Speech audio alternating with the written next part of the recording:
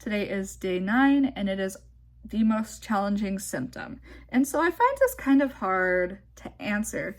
I think for a while it was POTS-based symptoms, which is a comorbid issue with ehlers-danlos syndrome, but I've kind of gotten that more or less under control with beta blockers. So right now it really is whatever's cooking in my back, my ankle instability, and just kind of waiting.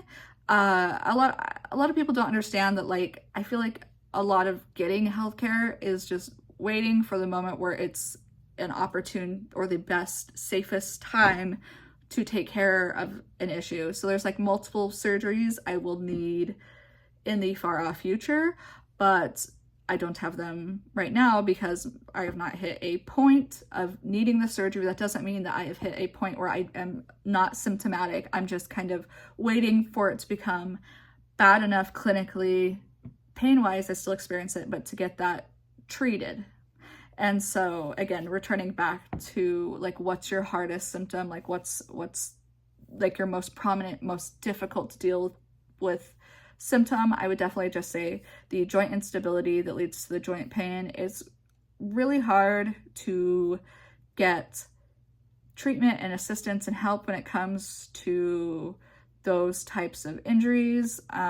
Oftentimes it ends up being much of the same of kind of the rice, the rust, elevation, that kind of good stuff. Like the rest doesn't fix it. It's like I have all of these back issues, and while they're all severe enough to cause me pain and the doctors can see where it causes me pain, it's not at a point where surgery is justified yet. And so I'm just kind of cooking the pain until we get there.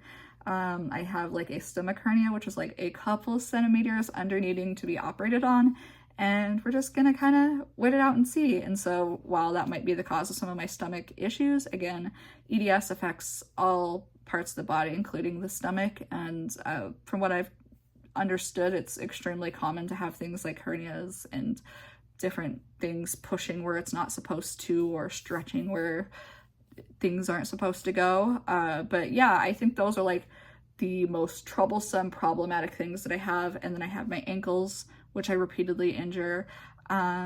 I'm going to return back to the podiatrist's office and kind of see what my options are. Last time they ran my insurance and were like, I think you need like custom orthotics, but your insurance says no. And I was like, okay, but now I think I've hit a point where I'm like, okay, the insurance says no. How much is it outside of the insurance? Because reading, insurance never really covers things like that.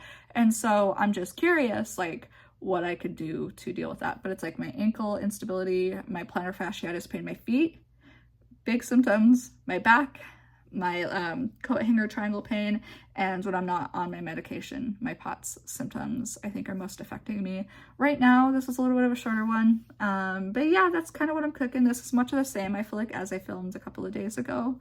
So thank you guys again for tuning in to another one of these prompt videos. I've been really enjoying filming them, and it's been really interesting looking back and talking about my journey with hypermobile ehlers-danlos syndrome. So again, I appreciate you guys tuning in, and I will talk to you guys soon. Thank you. Bye.